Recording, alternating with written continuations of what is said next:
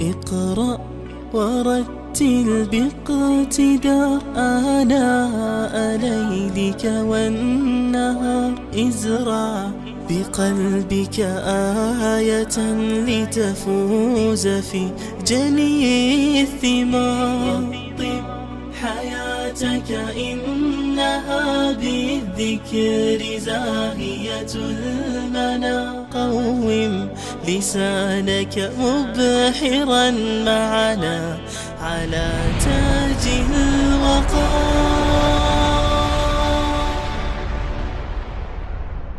اقرأ ورتل باقتدار آناء. بسم الله الرحمن الرحیم. الحمد لله و الصلاة و السلام علی رسول الله صلی الله علیه و سلم.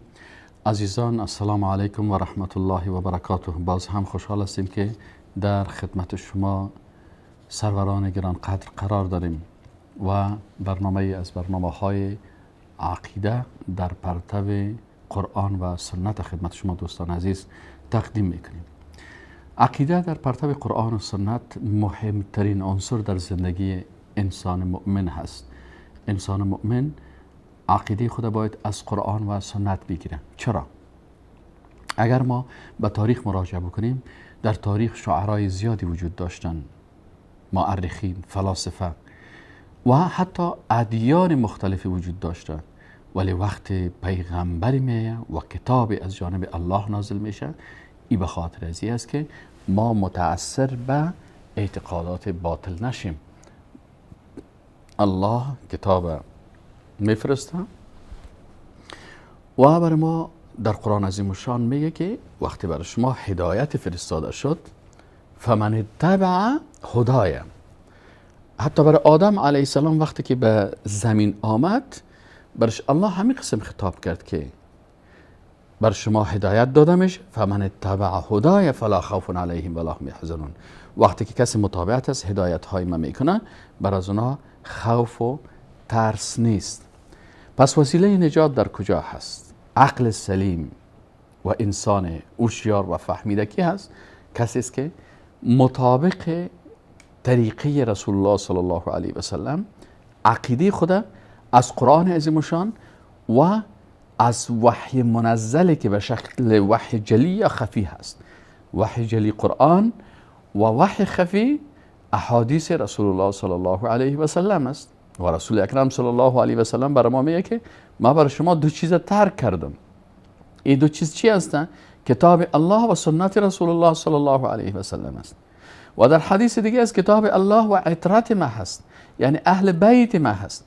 پس اهل بیت رسول الله صلی الله علیه و سلم، فاطمه الزهرا عقیده خود از چی گرفته هست؟ از قرآن عظیم الشان و از هدایات رسول الله صلی الله علیه و سلم. علی امیر المؤمنین رضی الله عنه عقیده خود از کجا گرفته هست؟ از قرآن عظیم الشان و از سنت رسول الله صلی الله علیه و سلم است. پس فاصله بین عقیده درست و عقیده باطل و فاصله بین حق و باطل چی هست؟ کتاب الله و سنت رسول الله صلی الله علیه و سلم می باشه.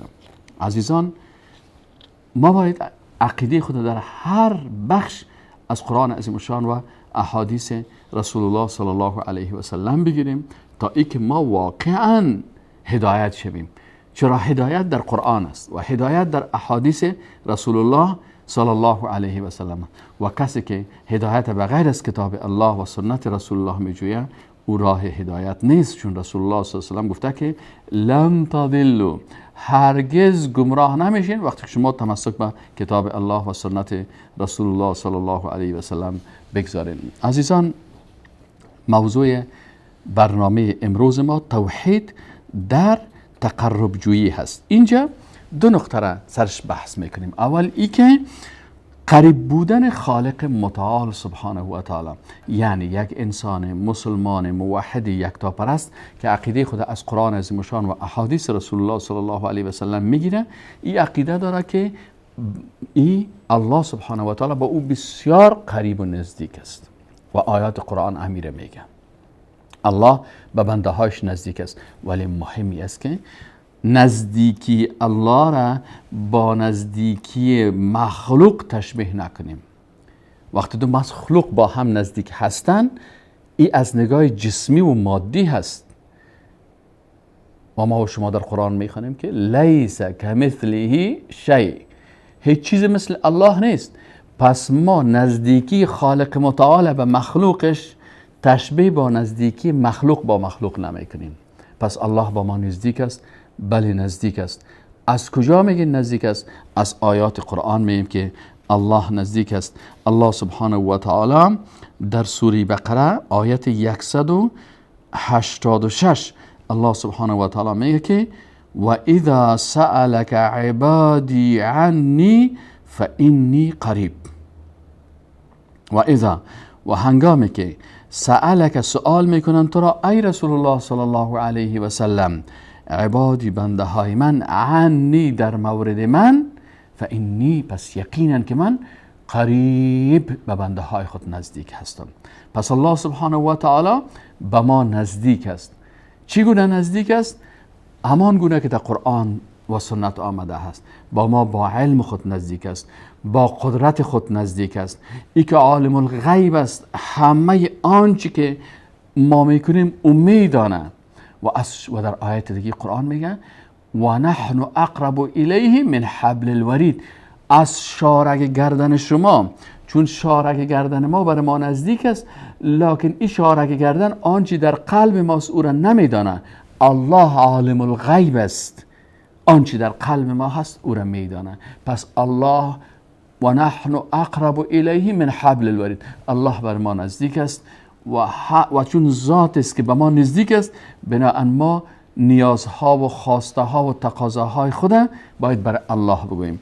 یک نقطه بسیار دقیقه که در این آیت شریف و اذا سألک عبادی عنی فإنی قریب، مفسرین میگن این هست که میگن که شما آیات دیگه رو ببینید که وقت سوال میشه از رسول الله صلی الله علیه و سلم و یسألونک عن المحیض، برش میگه یا رسول الله صلی، از تو سوال میکنن در مورد محیض، در مورد حیض، عادات ماهوار خانم ها. باز بر رسول الله میگه قل تو بگو برشان، قل بگو برشان هو اذن. و یسألونک عن الروح، از تو سوال میکنن درباره روح، قل ای رسول الله صلی، قل بگو برشان. اما بیاین در قسمت این آیت شریف که مربوط به قرب الهی هست، الله سبحانه و تعالی میگه و اذا سألک عبادی عنی، اینجا قل نگفت. چرا؟ حکمت در چی هست؟ حکمت اینجاست که اینجا بنده مستقیما باید عقیده داشته باشه که به الله نزدیک است. و اذا سألک عبادی عنی، وقتی که بنده های ما در مورد ما پرسان میکنه، الله مستقیم خودش جواب میده که فإنی قریب، ما به بنده خود نزدیک هستم. اجیبو، ما اجابت میکنم، دعوت الداع، دعای دعا کننده را، اذا دعانی، وقتی که او بنده ما دست دعا به بارگاه ما بلند میکنه و عظمت تقاضا میکنه، الله امر میکنه فلیستجیبوا لی، پس اونا باید به ما اجابت بکنن، ولیؤمنوا بی، و ایمان به ما داشته باشن، لعلهم یرشدون، شاید که اینها راه درست و راه رشد و راه آگاهی را تعقیب بکنن. پس به این اساس ما مسلمان ها عقیده داریم که مطابق قرآن و سنت که الله بر ما نزدیک هست، الله بر ما قریب هست، الله بر ما از شارک گردن نزدیک هست، لکن تشبیهش نمی کنیم و می فهمیم که الله، وقتی الله بر ما نزدیک است، وقتی بر شما نزدیک باشه الله، پس چی نیاز دارین که به غیر الله برین تا او شما را به او نزدیک بسازه؟ الله بر ما نزدیک است، مستقیما میگیم یا الله، یا رحمان، یا رحیم، سبحان ربی الاعلا. خب حالا سوال دیگه میشه، پس ما چی کنیم که رتبه ما به الله بلند شود، یعنی مقام ما به الله قریبتر شود؟ اینجا هم آیات قرآن برای ما میگه که شما در سوره علق آیت 19 هم، در جز اخیر در سوره علق در آیت 19 هم الله سبحانه تعالی میگه که واسجد واقترب. واسجد، به الله سجده کن، واقترب، به الله قریب میشی. پس اینجا در این آیه قرآن الله سبحانه و تعالی وسیله قربت مخلوق به خود چی را قرار داده است؟ سجده را قرار داده. و سجده عمل خود انسان است. سجده یک عبادت است. پس الله برامون میگه که شما اگر میخواین به الله نزدیک شوین سجده بکنین. وقتی سجده کردین شما به الله قریب میشین، مقامتان بلند میشه. بهترین مقامی که انسان با خالق خود نزدیک میباشه مقام است که انسان در حالت سجده به خالق متعال باشه و اینجا انسان قریب میشه. پس از اینجا فهمیدیم که وسیله قربت و نزدیکی به الله اعمال خود انسان هست. سجده یک عمل است. وسیله که انسان از خسران نجات میده چی هست؟ آیا رفتن پیش اشخاص است؟ آیا رفتن پیش بت‌ها هست؟ آیا رفتن پیش اصحاب قبور هست؟ پس به قرآن مراجعه میکنیم. قرآن عظیم شان الله سبحانه و تعالی بر ما قسم یاد میکنه. والعصری، والعصری. الله میگه والعصر، قسم است به عصر. ان الانسان، یقینا که انسان لفی خسر، در خسران و زیان هست، در خساره هست. چرا در خساره هست؟ هر قدمی که میگذاره به طرف قبر میره، عمرش کم شده میره. پس کدام انسانهایی در خسران زیان نیستن؟ استثناء کدام مردم ها هستن؟ الا، ادات استثناء هست. الله میگه الا الذین، مگر کسانی که آمنو ایمان دارن و عملوا الصالحات و اعمال صالحه دارن و تواصوا بالحق و توصیه میکنن مردم به حق و تواصوا بالصبر و توصیه میکنن مردم به صبر. پس در این سوره مبارکه ما و شما میبینیم که الله سبحانه و تعالی وسائل را نشان میده که این وسائل سبب چی میشه؟ سبب تقرب و نزدیکی مخلوق به خالقش میشه. این وسائل چی هست؟ آمنو، عملوا الصالحات، تواصوا بالحق و تواصوا بالصبر است. پس انسان مسلمان مؤمن یکتا پرست اگر میخواه که به خالق متعال سبحانه و تعالی نزدیک باشه و قریب باشه و منزلت و مقام خود به الله نزدیک است. الله به مخلوقاتش نزدیک است. ولی اگر این مخلوق میخواه که مقام خود به الله نزدیک بسازه، خود به الله مقرب بسازه به بارگاه الله، پس با ایمان خود میتونه که مقرب باشه. رسول الله صلی الله علیه و سلم به دختر خود فاطمه الزهرا رضی الله عنها برادی میگه که یا فاطمه بنت محمد، ای فاطمه دختر محمد صلی الله علیه و سلم، اعملی لنفسک، خودت برای خود عمل بکن، خودت برای خود عمل بکن. انی لا اغنی عنک من الله شیئا، من نمیتونم که تو را نجات بدم از الله در صورتی که تو ایمان نداشته باشی و اعمال صالحه نداشته باشی. پسر نوح با بدان بنشست، خاندان نبوتش گم شد. وقتی پسر نوح که پیغمبر زاده بود اما ایمان نداشت، پیغمبر زادگی از این نتانست این نجات بده، نتانست که وسیله نجات از شود. وقتی که نوح علیه السلام برای الله گفت که یا الله، شما گفته بودین که من اهل تو را غرق نمی کنم و این پسر من هست، الله سبحانه و تعالی برای نوح علیه السلام گفت که این فرزند کافر تو اهل تو شده نمیتونه، انه لیس من اهلک، این از اهل بیت تو و آل بیت تو نیست. اهل تو کسی است که به تو ایمان داره و اعمال صالحه میکنه و این کافر است. پس اینجا هست که انسان مسلمان میفهمه که ایمان است که انسان از خسران و خساران نجات میده. اعمال صالحه هست، بله ایمان به الله بله ایمان به ملائکه، بله ایمان به پیغمبران، بله ایمان به کتاب‌های آسمانی، بله ایمان به معاد، بله ایمان به جنت و دوزخ. این ایمان است که انسان نجات میده و اعمال صالحه است که انسان نجات میده. وقتی عمل صالحه چی هست؟ عمل صالحه است که ما متابعت از رسول الله صلی الله علیه و سلم بکنیم. قل ان کنتم تحبون الله فاتبعونی، بگوی رسول الله صلی الله علیه و سلم که اگر شما الله را دوست دارین متابعت از من بکنین. متابعت از رسول الله صلی الله علیه و سلم چه قسم میشه؟ راهی که رسول الله صلی الله علیه و سلم گفته او را برین، نه به شکل بت پرستا و قبر پرستا که شما راه پیغمبر را ترک کردین. پیغمبر به قبر کی رفته سجده کرده؟ آیا پیغمبر گفته هست یا اولاد پیغمبر یا اصحاب پیغمبر؟ اونا میگفتن خودشان به قبر کی میرفتن؟ همه از اونا به مسجد میرفتن و سجده به بارگاه الله میکردن. و حتی پیغمبر صلی الله علیه و سلم گفت لعن الله الیهود و النصارى، الله یهود و نصارا را لعنت کرد. چرا اینا را لعنت کرد؟ اتخذوا قبور انبیائهم مساجد، اینا قبرهای پیغمبرای خود سجدگاه قرار دادن، به پیغمبرها سجده و رکوع میکردن. بناهن راه درست قربت نزدیکی به الله چی است؟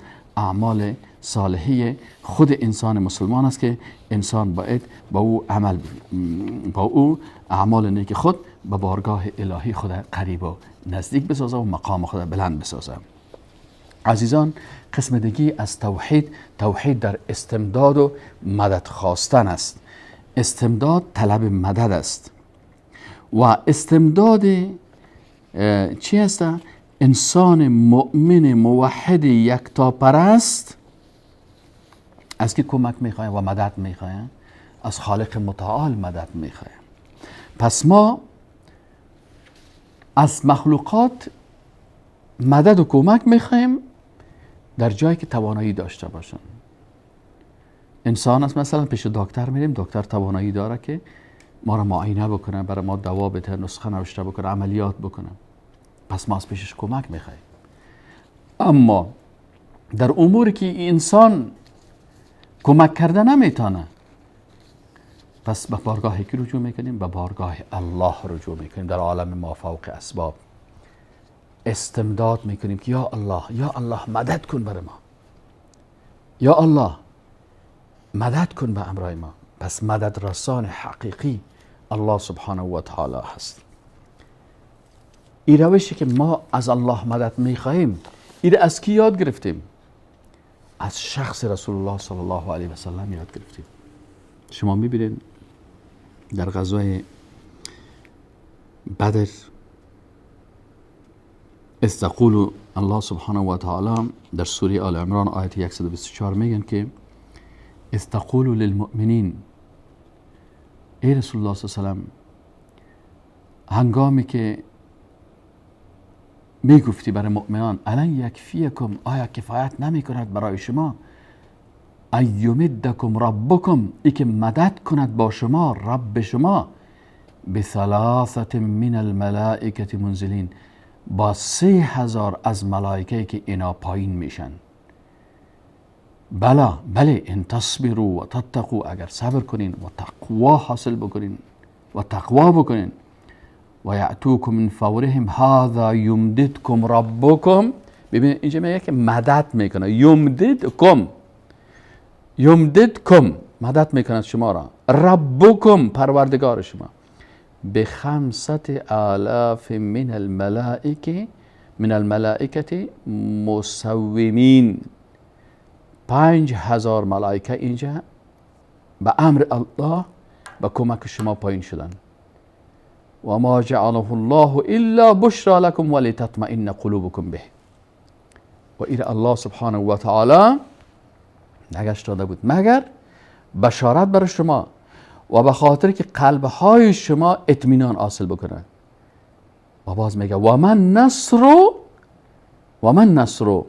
و نیست نصرت الا من عند الله، مگر از نزد الله العزیز الحکیم، الله ذاتی که غالب است و با حکمت است.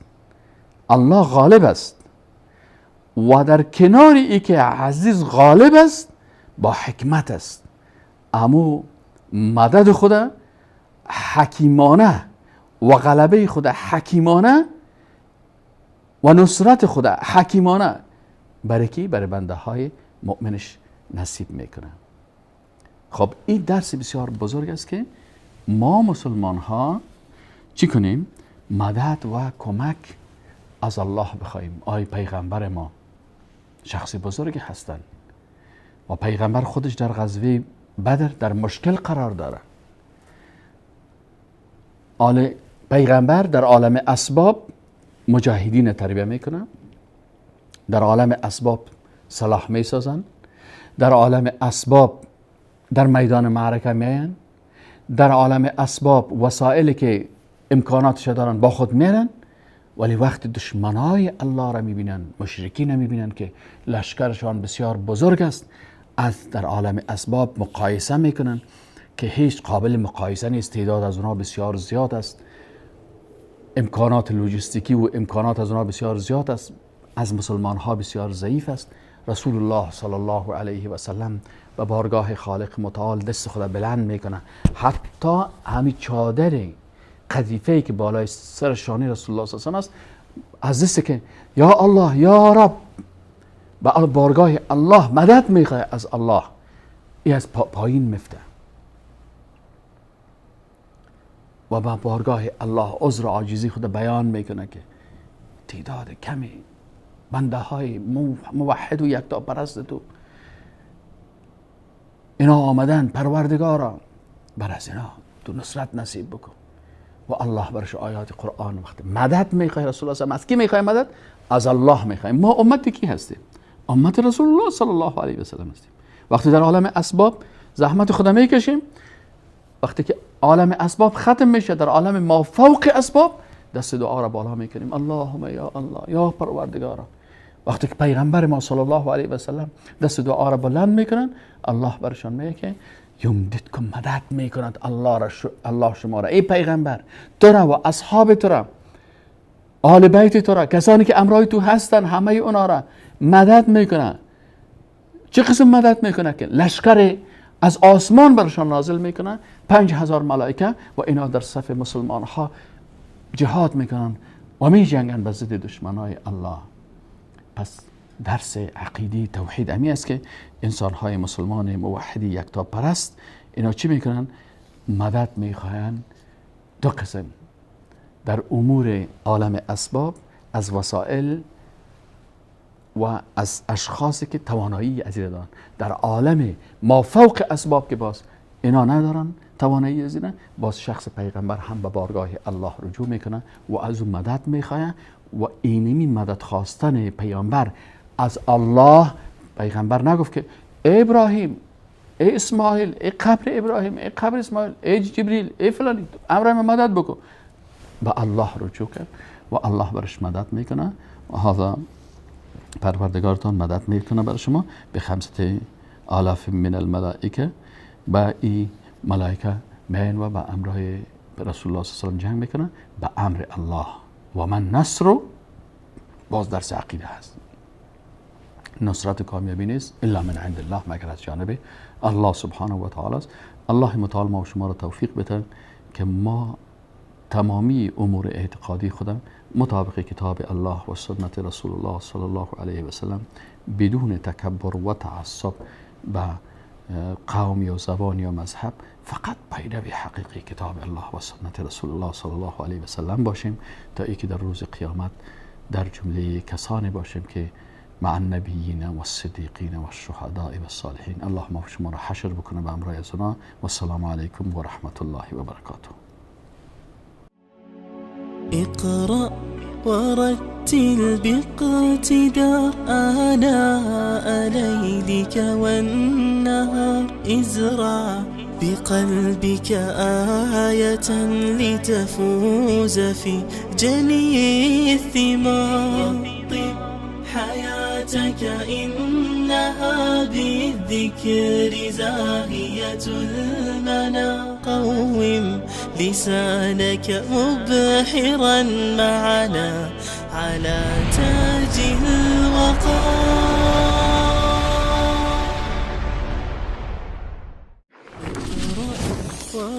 ورتل باقتدار آناء ليلك والنهار. ازرع بقلبك آية لتفوز في جني الثمار.